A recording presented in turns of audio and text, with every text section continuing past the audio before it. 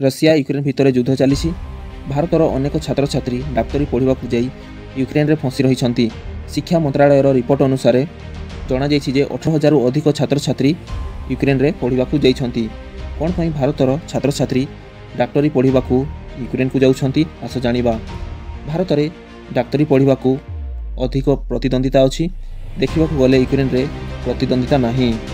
Ukraine degree और भारतर degree मान्यता world health council रे मान्यता मिली से यूक्रेन में पाठ पढ़ी छात्र छात्री विश्वर जेकोसी स्थान में प्रैक्टिस कर यूक्रेन में डाक्तरी पाठ पढ़ा भारत अपेक्षा कम खर्च लगे जो भारतर प्राइवेट मेडिकल कॉलेज रे वर्ष को 10 ରୁ 12 लाख खर्च पड़ जाए और सरकारी मेडिकल रे यही खर्च 2 लाख रे हो जाए किंतु सरकारी कॉलेज रे सीट कम थिबारु अधिक प्रतियोगिता थाए सही जगार यूक्रेन रे मेडिकल पाठ पढ़ा 4 ରୁ 5 लाख रे हो जाए।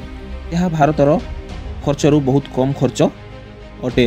भारत में मेडिकल पढ़ा हेले नीट रे भल रैंक रखा पड़े ना एडमिशन मिले नहीं किंतु यूक्रेन रे पढ़ा हेले नीट रे भल रैंक न रखी सहजरे एडमिशन मिल जाए। यही सब कारण भारत में न पढ़ी छात्र छात्री यूक्रेन रे पाठ पढ़ा जाउछंती आउ पसंद करूछंती। आउ यूक्रेन रे मेडिकल पाठ पढ़िला परे भारत में नेशनल मेडिकल कमिशन रे टेस्ट दे पास करने को पड़े तापर से भारत में प्रैक्टिस करने को अनुमति मिले। भारतर ओडिशा छत्तीसगढ़ केरला महाराष्ट्र मध्य प्रदेश कर्नाटक यही सब राज्यर छात्र छात्री अधिक मेडिकल पढ़ा यूक्रेन को जाउछंती।